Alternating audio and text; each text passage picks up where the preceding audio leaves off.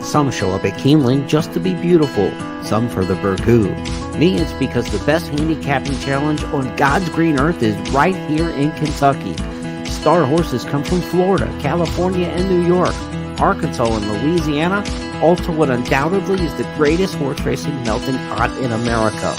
Into the stretch at Keeneland, and Flight Line just moves right by. Life is good. Win here and you've done something.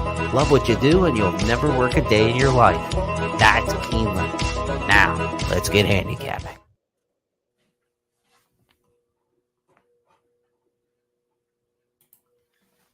And welcome in, everyone, to the Keeneland Look Ahead for the Sunday, October 22nd card. A good Saturday evening to you. Hopefully your football teams are doing well on the gridiron, or your baseball teams. We've got it all going this time of year. And, of course, the Keeneland meet getting towards the end of week number 3. Week 4 still to come. So we've got Sunday racing and then a 4-day racing week, Wednesday through Saturday. So 5 days of racing remain. What a great Saturday we had out at the track today. A real anomaly. 10 races on the card, 10 different trainers, 10 different jockeys winning on the program today. It's a quality meet like Keeneland where you can see and say something like that coming to reality, that 10 different races saw all different connections. A big payoff in the Pick Six. If you saw the finale, 44-1 winner in the nightcap. That upset produced a $97,000 winner in the Pick Six. There were two combinations that would have carried the Pick Six going into the finale, but the 44-1 was one of the ones that were covered, and to the tune of $97,000. So congrats if you had it. On the racetrack today, the Raven Run Stakes. Wow, what a finish. Vava running down the favorite in there. Alva Star. Alva Star ran her race over 7 furlongs. Vava just kept grinding and finally got to her for Cherie DeVoe under Johnny Velasquez. Nice win there for Vava, one of our key plays of the day. We got that one home. 3 wins on the card for us after 6 on Friday. So 9 of the last 20 on top. We'll take that any day. A couple second choice winners as well in there today. Cutting back in distance was the right recipe for Race Kane in the Perryville Stakes. If you saw that, Race Kane was visually so impressive in winning the Gotham from well off the pace. Then he went where the money was, the 2-turn races, right? The Triple Crown Series, the big derbies regionally around the country. Getting him back to 1 turn is awfully effective. So Race Kane looked sharp today, coming on and winning in the Perryville Stakes.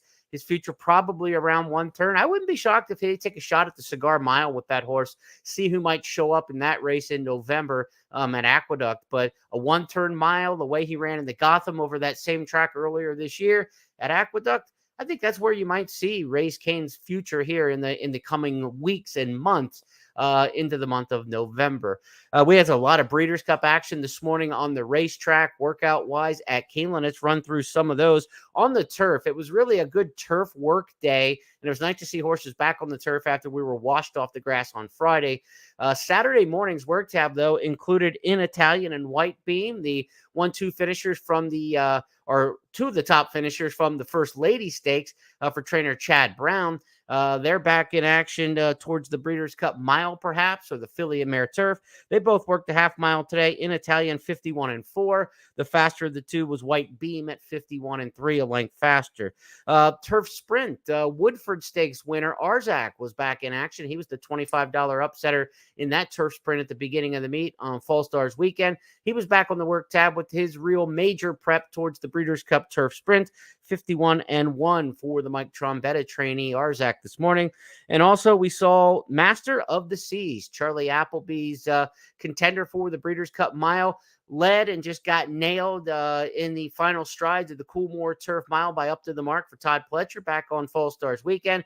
Master of the Seas just got a leg stretcher this morning with the time 52-1 for the half mile for that one. So a lot of Breeders' Cup notes. And when we reconvene the next time we do one of these previews, it'll be Tuesday night into Wednesday. Horses will already be pre-entered for the Breeders' Cup by the time we talk again, but the pre-entries for the Breeders' Cup won't be announced until Wednesday afternoon. So we will have to wait and see. But Monday is the deadline for horsemen around the world to nominate their horses to the Breeders' Cup. So we're going to start to have some sense of who's in which races about the time that we reconvene next week. Okay, let's get into this Sunday card that features the Dowager Stakes. Distaffers on the turf going 1.5 miles in the main event. A 9-race card for the Sunday action. So let's see how it sets up on the big picture. Our Keeneland Turf Pick 3 will be races 5, 7, and 9. Doesn't look like any danger we're going to miss the grass races on Sunday. Should be a beautiful day. Temps are in the upper 60s, mid to upper 60s. We're looking at probably a nice, comfortable autumn day. Sunny skies. No worries about the course conditions or the track condition. Track was upgraded to fast by mid-card on Saturday. So look for fast track and probably a good turf course still. We rarely get a firm in the fall here at Keeneland. The pick 5 on Sunday starts in race number 1. The early pick 4 is going to start in the second. Pick 6, again, paid $97,000 to the winner who took it home today. That will begin with a fresh jackpot in race number 4. The the late pick 5, but a swing race, begins in race number 5 because that pick 5 will also end the early pick 5. So race 5, a key today, if you can find yourself a good play that you like in race number 5, it gets that early and late pick 5 more interesting because you could single both ways if you've got a runner. Turf pick 3 will be races 5, 7, and 9. So again, even more reason to have a horse you like in today's 5th race. The kickoff leg to the pick 3 and also a swing leg in the pick 5. That's why we do the big picture here, because we want to see where we can maximize an opinion, and then it's time to handicap, and let's see what your opinions are and if they can't match up with the most success possible on a card. Late pick 4 is going to start in race number 6. The Dowager Stakes will be race number 7, middle leg of the Keeneland Turf Pick 3, and then we'll wrap it up with the Turf Pick 3 in race number 9. You're going to see Tyler Gaffalione on my top 2 plays early in the card, races 2 and 4. I think Gaffalione being named on a couple of horses is significant, and we shall see if that can help us pay off early in the program. And yes, race number 5, that key swing race, I think there's a pace play in here at a nice price, and if we can get this one home, we could break the bank on everything on this Sunday card. Let's get into the first race on the program and take you through the Keeneland Handicapper Selectors Box. You can view this at Keeneland.com amongst the Handicappers Consensus. There's also an easy print feature there for you to print it out and take it with you to the track, to the OTB, or if you're sitting at home playing at your PC or on your phone, check out the picks and see where the money might wind up on the card and where you might be able to get a price, because now you're able to compare and contrast 5 different public handicapper opinions, and this will give you a sense where there's agreement and disagreement. To the opening race we go on Sunday. These are maiden claimers, $150,000 for these 2-year-olds. So this is just a tick below a maiden special. And when you look at the horses in this race, pretty much everybody in this race comes out of a maiden special, except this Blue Time, who ran for a similar 150 maiden claiming tag at Churchill in the debut. We've got Town Hall, the top pick in here by Scott and Tom. Title contender for myself and Caton, and Kim Nelson going to go with the 2, a Midnight Lumberjack. The reason I've got title contender on top, Brad Cox, the trainer here, he's got just a superior percentage at 1 mile and a 16th. His horses really fare well in these 1 mile and a 16th races at Keeneland. By Tappet out of India Song, this is a well-bred runner who they give up just a little bit after one career start in running 7th in the debut. Now they stretch out and get 2 turns with a good post position out of the 4-hole. You know, there's really no speed down on the rail that we can tell. The 2's coming out of turf races, probably doesn't have a lot of early foot. Kenny McPeak's horses rarely go to the front in the 3-hole. So the 4 title contender, if Flavian Pratt is aggressive at all, I think can get over and get to the rail in this particular spot in a race where there really is not much pace at all. TB12 always showed a little bit of speed in a 1-turn mile at Gulfstream Park. That runner will be usable in here from a pace standpoint. But TB12 always the second pick for Caton in here. The best any of us have that one tapped on top. Title contender will be my top pick in here. This time Blue for Chris Hartman, who's had a nice win with 4 winners at the meet, all in maiden claiming and claiming races. So this time Blue, the kind of horse that Hartman's doing well with, sired by Not This Time, who's a good Keeneland dirt sire.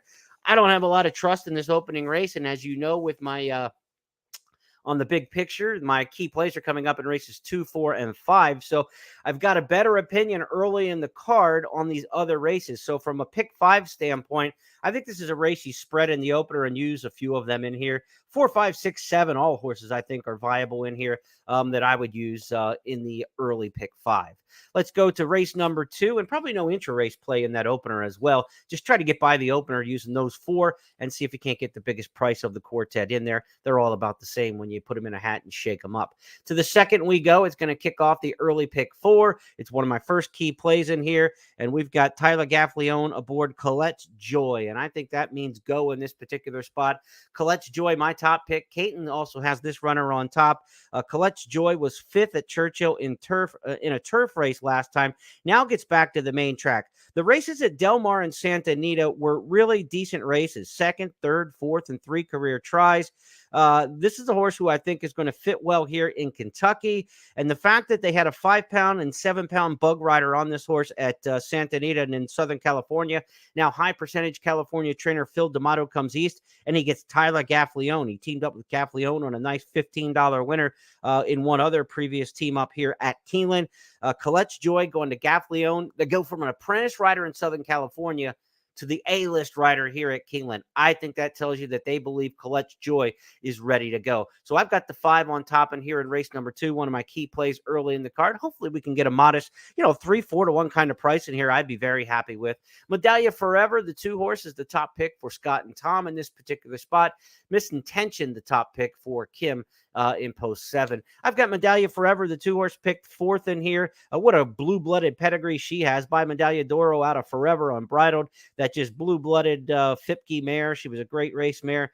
This one's had some chances, 5 career starts already, 3 of them in the money, including 2 decisions, losing narrowly. But she's already gone the mile and a quarter, and she's already gone the mile and an eighth. And that tells you when you've got horses who have run mile and an eighth and mile and a quarter races in maiden company, that tells you the connections think they're slow and they just need to get a long race and outlast somebody. The fact that Medallia Forever couldn't graduate at a mile and a quarter or a mile and an eighth with that pedigree, I don't want her turning back now to a mile and a 16th, a more sharper horses kind of distance, especially at Keeneland where the mile and a 16th race finishes at the 16th pole finish line. You want to be sharper than I think Medallia Forever is, but she gets Luis Saez in a good post position. Maybe you can get her up into the race and see how she finishes. But Colette's Joy for me, a single here. I love her in this spot with that Southern California form. Should love it here at Keeneland. Gaffalione rides the daughter of Connect, and I think that's a key play for us here in race number 2. Third race next up on the card, and we'll go back to the handicapper selectors box here, where Ethical Judgment's my top pick in this particular spot. This is another one with Tyler Gaffalione in the saddle. Ethical Judgment, top pick also for Scott in here. Koufax and the Reds get top picks in here. So that's Dodgers and Cincinnati if you're going back to the old glory days of the National League. Koufax top pick in here for Tom Leach. The Reds top pick for Caton Bradar. Alleged the 5 is on top for Kim Nelson. So this is a race where we've got 5 horses or 5 handicappers picking 4 different horses on top. You're probably going to get a fair price in this race. It's not the deepest field in terms of field size, just 7 in here. But out of 7 horses, 4 different horses are picked on top by the 5 handicappers. Again, I'm on Tyler Gaffalione and Ethical Judgment here. They're on the class drop. Honor Code is the sire here. Brendan Walsh, the trainer. And this is a situation where I think, we might be looking at Gaffalione running off a couple here in a row on the card. I like him in the 2nd and the 4th as key plays on the program. I don't think we're going to get the price on Ethical Judgment as some of the others, but let's see. The public handicappers are a bit split here, so maybe you can get something around 2 or 3 to 1 because there are some other decent options in this particular spot. When I go a mile and an eighth at Keeneland, I always like to give Joe Sharp's horses a shot. He places them very well, does well with the mile and an eighth, and he gets Joel Rosario to ride Derby Code. So keep an eye on Derby Code in this particular spot. And Devil Vision's already a winner at the trip and distance. This is a mile and a 16th, I should say. No, this one is the mile and an eighth race, right? Race 2 was a mile and a 16th. This one is a mile and an eighth. So again, the Joe Sharp horses and a mile and an eighth Derby Code ones to keep an eye on. And a winner already at Keeneland for the same 50,000 open claiming tag was Devil Vision back in the October 22 meet. That was at a mile and a 16th, but the deep closing style for Devil Vision should play just fine over this course of a mile and an eighth because she was able to get up in the short stretch at a mile and a 16th, or he, and now gets the full stretch to work with here all the way, another 110 yards at the finish line. So Devil Vision one to watch in here as well. I think it's Ethical Judgment over Derby Code and Devil Vision. I take the exactas that way, 3-4, 3-2. This is another one where I don't think you have to go particularly deep in here if you want to go 2 or 3 deep. But, look, I don't have Koufax. I don't have the Reds. Those are top picks for some of our other handicappers. If you want to go deeper in this spot at 1.1 miles, it is a bit of a rare distance. So for these horses, they're not necessarily all conditioned and trained to be at their best at 1.1 miles. Maybe you could go a little bit deeper in this particular spot. Again, I have horses I really like in the 2nd and the 4th. So this does give you a chance to spread your wings a little bit. I just think Ethical Judgment's best in this particular spot and probably won't be that big of a price. So I'm going to limit it down in this race, in race number 2 or race 3. Let's go to the 4th on the card. Race 4 starts to pick 6. It's my second key play. We had mentioned that Phil D'Amato goes from an apprentice rider in California to Tyler Gaffleone in race 2. That gives me a sense that they mean go time.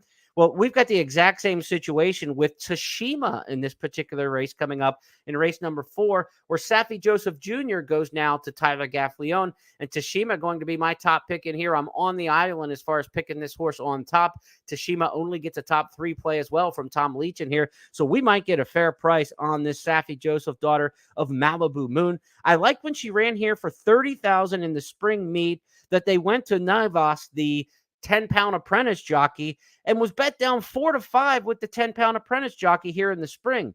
Got beat that day. Jonathan Wong was the trainer. Now when Safi Joseph brings his horse back, there's no 10-pound apprentices trying to get us home at 4-5 odds. Tashima now piloted by the leading jock, Tyler Gaffleone, right up there with Luis Saez over the past decade at the top of the standings each and every meet here at Keeneland. So it's go time when you get Safi Joseph going this time to Tyler Gaffleone. Tashima going to be another one of my key plays early on this program, and I would single in this particular spot. The 7 Belle of the Ball is dropping in class. First time in for a maiden claiming tag. You can respect that, but this is a horse who's been away since January for Will Walden. We'll find out if she runs well off the layoff. Did have an April to January layoff last time, April of 22 to this past January, and didn't run well. So that's why I don't have Belle of the Ball even in a 2-deep situation. I think the second most likely winner of this race because of the class drop. But I don't like her off a layoff. I wouldn't put her on my ticket as far as to pick 4s and pick 5s.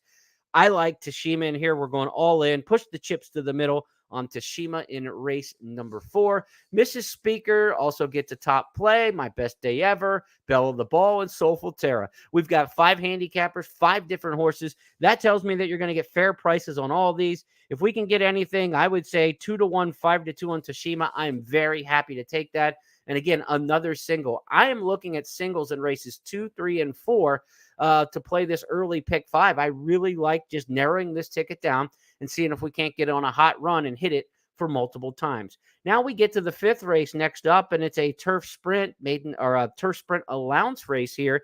In race number 5, this is the swing leg of the early pick 5 and the late pick 5. It is also the start of the Keeneland Turf Pick 3. And again, I've got another key play of the day in here. I've got hot with 3 underlines on it. Hot pace at the top of my program here for my past performances for race number 5. You've got Rail Speed with Top Gun Girl. You've got the 2 Karimba, the 3 All That Magic, all lining speed down on the inside. You've also got some other speed in this race towards the outside and Going Good. Whiskey and Ride wants to be up there. Marissa's Ladies' best races have all been up or near the front. I think this sets up for a closer. I know we had a front-running winner in a turf sprint at 44-1 to close the card on Saturday.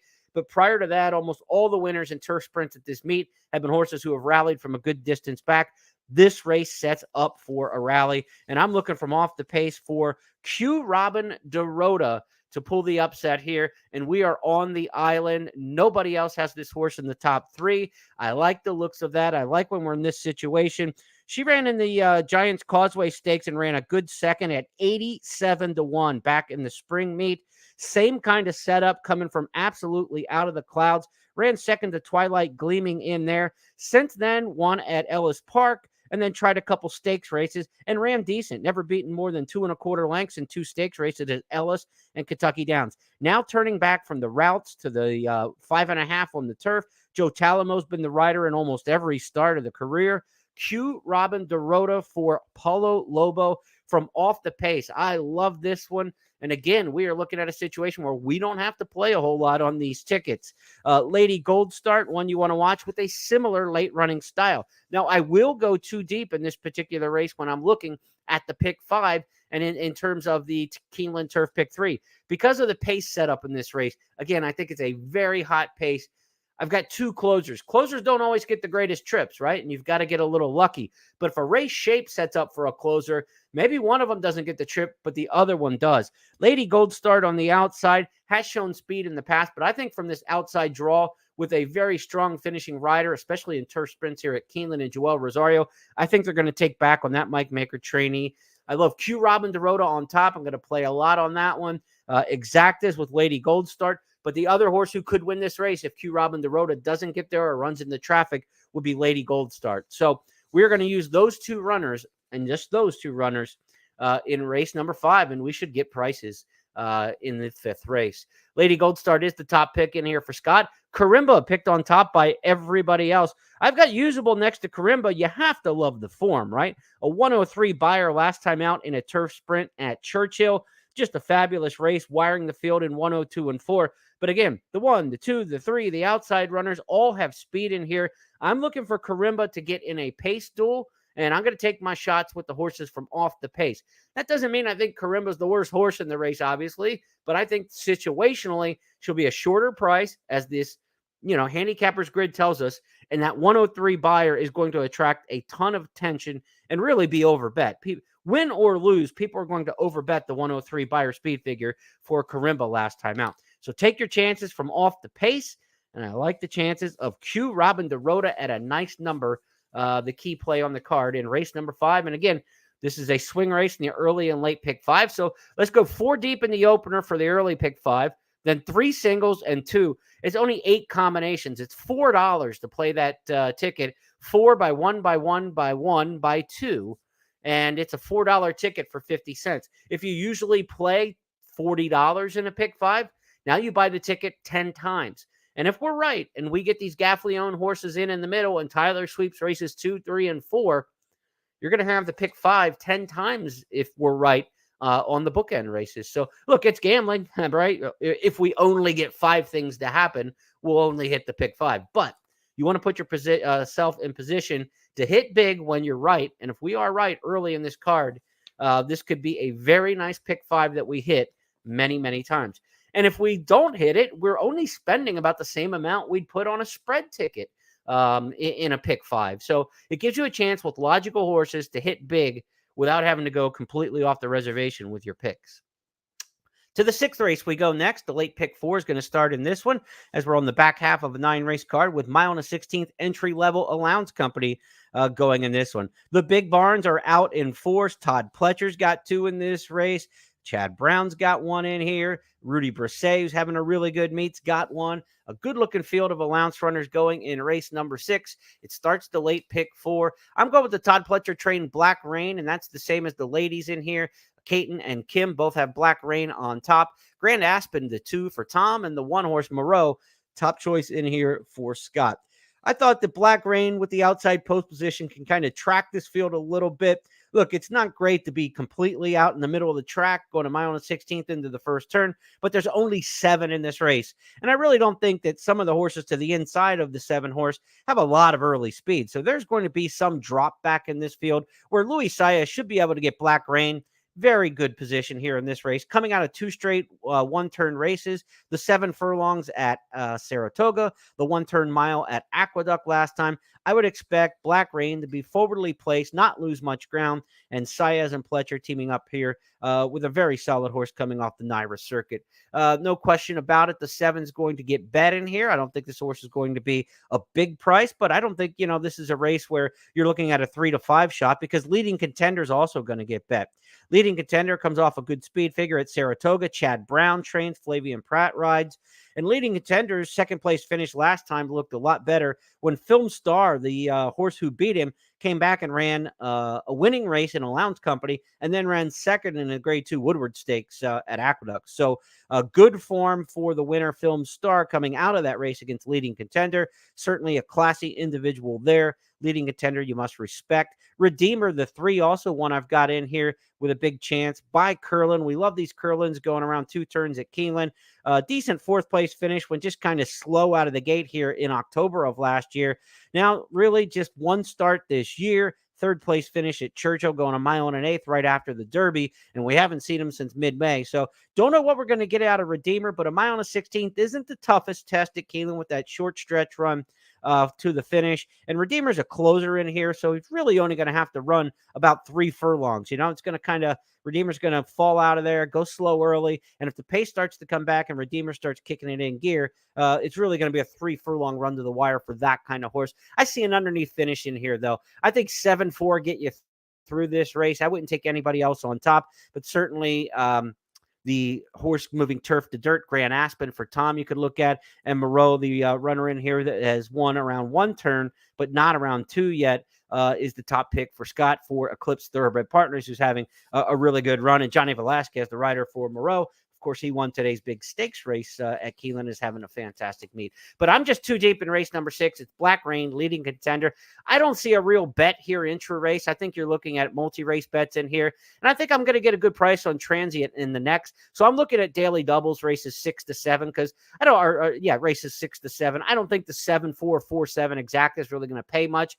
And they're not standouts. It's a fairly competitive race. I just don't want to go any deeper than that because beyond the top 2, which I think are the best in here, I think the rest kind of look a little bit alike. So daily doubles in races 6 to 7, we would go 7-9 and 4-9 to try to pair up winners in those 2 races. Next up is the 7th race on the card. It is the feature on the program, and it's also the middle leg of the Keeneland Turf Pick 3. This is the Grade 3 Dowager Stakes, $300,000 for mile and a half distaffers on the turf. And one of the main ones in this particular spot just won last time out at Kentucky Downs in the Ladies Marathon. Her name is Vergara for trainer Graham Motion. Let's take a look back at her win down in Franklin. And now Vergara put to a drive as they arrive into the final furlong. Sinfilt is in between horses. Transient is there on the outside. It is Vergara trying to last. She's got the lead close to home. From Transient and Sinfilt, they're coming to the wire, and Vergara does it.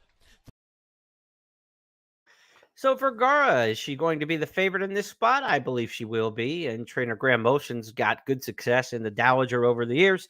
He won this race in 2015. He won it back in 2020. Vergara's never run at Keeneland on the turf, but she's by Noble Mission and a good sire there for the Keeneland turf with a lot of success. Joelle Rosario rides back. Rosario, of course, was aboard when she won the Ladies Marathon last time. But she's only 2 for her last 10. She hasn't rattled off victory after victory. So I'm not willing to take a super short price. And the handicappers across the selectors box are kind of showing the same thing. There's respect for Vergara, but there are some other options in here beyond her. And I think she's going to be a shorter price than what is legit for her chances of winning here. Personal Best gets a top play. Romagna Mia, the 6. Lovely Princess, the 8. Transient, the 9. Is the one I've got on top. Lovely Princess, a note here, was Caton's top pick in the race, was entered in an allowance race today and scratched out of the allowance race to run in the stakes tomorrow. I like that positive sign. Kenny McPeak took a look at the field and thought, you know what, we fit here in the stakes race in the tougher spot.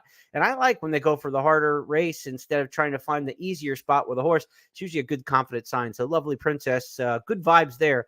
Scratching on Saturday in order to run on Sunday. But I'm going with Transient as my top pick in here, and I think we'll get a fair price on this one. Safi Joseph trains, again, another Tyler Gaffleone top choice. Tyler could have 4 or 5 wins if I've got my way with it on this particular card. I like the fact that this mare is by See the Stars. The further they go, these mile and a half races, she was the one rallying behind last time in the Ladies Marathon. That was at a mile and 5/16. I think the mile and a half is going to be the difference here. I like her in this particular spot. She's run the distance twice in her career, down in the La Proviante, down at Gulfstream Park, ran a good second, beating the neck. And I think that's the kind of exemplary race that we're looking for. I'd like her to be a little bit off the pace. I think she does better when she rallies. The other time she ran a mile and a half, she caught herself up on the front end in a paceless race under a different jockey, Edgard Zayas. He didn't have much success with that style. When Gaffleone's ridden her, she's been rallying from well off the pace. The Dowager historically is a race where the average winner over the last 17 years has been 5 lengths off the lead after the opening half mile. So you want a closer in this spot historically. Give me Gaffleone from off the pace on a mare by See the Stars going a mile and a half. A lot to like there. Certainly respect Vergara, but I think you're going to get a shorter price than you deserve. The other Graham Motion trainee in here besides Vergara is Romagna Mia. This is an Italian filly, British bred, raced in Italy, raced in France. Her one start in the U.S. this year in the Beverly D, Grade 1 company at Colonial, was a third-place finish. Gina Romantica came out of there to win big stakes race here at Keeneland. And Fev Rover, the winner that day in the Beverly D, has since come back to run really well up in Canada at Woodbine. So Romagna Mia comes out a really good race. I think you could take any one of those 3. I would go 3 deep, the 9, the 3, and the 6. But the 9's my top play in here. And I think the value play of those 3, the 2 Graham Motion horses, I think are going to get bet, the 3 and the 6. The best value and the best chance with the great setup in here from off the pace. Give me Transient as the winner of the Dowager Stakes in race number 7. Next up, we'll go to the 8th. It's 2-year-old maiden special weight company, 6.5 furlong sprint. These races historically are horses you want to find from Churchill Downs or first-time starters in the 2-year-old maiden specials this fall. Certainly, the first-time starters have had the hay so far this meet. The Churchill horses have run well as well. In this particular spot, you are loaded with horses who are first-time starters. Among the Churchill runners, though, Agoo is one you have to watch in here. Agoo for trainer Whit Beckman debuted second by a half length at Churchill back on September 17th. The horse who beat him that day, Stretch Ride for Dale Romans, has already come back to win an allowance race here at the meet. So Agoo, the 11, top pick for Scott and Caton if you're going the experience route. If you're going the freshman route, first-time starters, though, you've got some good options in this particular race. Skelly Road, a offspring of Matoli for Steve Asmussen. Asmussen has already debuted a son of Matoli who ran through the wind here at the meet. I'm looking forward to this one based on workouts, fast works from the gate and on the fly here over the track at Keeneland. I'm thinking Skelly Road can run. Ricardo Santana Jr. riding for Steve Asmussen. That's the first-time starter that really catches my eye most. Ethan Energy is going to break right next door in the 7 stall. This is an Uncle Mo colt for trainer Brad Cox. He's already had success with the 2-year-olds on the main in Maiden Special Company at the meet as well. And what I like about Ethan Energy is a really good workout back on September 30th, showing that this horse can work. Second fastest of 43. The last 2 were just kind of maintenance moves. Nice, easy breezes, 101, 102. If the horse has nothing but 101, and 102s, you start to say, well, maybe they're not quite brilliant or ready for the debut. But I like when they have a really fast workout, a couple workouts back, and it's buried on the tab, because if that same workout, 59 and 4, was the most recent work for Ethan Energy, it would take a lot more attention on the tote. But you're not going to get a price on a first-time starter for Cox and Giroux, Stone Street Stable, Uncle Mo colt. But I really like Skelly Road, Ethan Energy among the experienced horses, and then Agoo or from the inexperienced horses, and then Agoo obviously off of that good debut behind a horse who's already come back here to win in Allowance Company. Another one in the pick 4, pick 5 that you're going to look at 3 deep in here. But Skelly Road, the top play for me. Hopefully we can get a decent price on that one and just attack on the win end intra-race. Let's go to the 9th and final as we wrap up week 3 of the meet. Turf pick 3 ends in this spot. Turf Sprint Allowance Company, just like we had on the Saturday card. Turf Sprints wrap things up. 44-1 winner on Saturday's finale in the Turf Sprint Allowance nightcap. We'll see if this one goes a little bit more to plan than 44-1. Queen of the Mud is my top pick in here. This is a full field turf sprint. When I've got a big field of turf sprinters, I like post 3, 4, and 5. Incidentally, the 44-1 shot did win from post 3 today. It was only a 10-horse field after the scratches, so the stats aren't as strong for those posts as you start to get a few scratches and a little bit more breathing room in the races. But again, another big winner out of those posts. But we do have 12 entered, plus also eligibles in the finale on Sunday. So I like the 3, 4, and 5 horses to start my handicapping. Queen of the Mud, the 3 is going to be my top pick coming off a daylight win. You don't win turf sprints by nearly 4.5 lengths too often. This one did just that at Belmont at Aqueduct last time on September 21st. Grand Motion gets Flavian Pratt to ride. Great post position in here. I'm taking the 3, Queen of the Mud, off of that nice second start victory. And then Just a Care, also drawn really well in the 5 hole. Off since April, this horse only got beat 2 lengths locally in the Limestone Stakes. Bred to be a good turf sprinter. Rusty Arnold, the trainer, he's got the second most wins of any trainer when it comes to turf sprints here at Keeneland in our database, which goes back 17 years. Problem is, he's got 8. Wesley Ward's got 46. Wesley's got Hurricane Debbie in here. So you've got to watch Ward, obviously, with any turf sprinter here, especially the young ones like this. So Hurricane Debbie, respect out of the 2 hole. It's a little bit tougher post, though. You got to get out of there, and you got to work out a trip.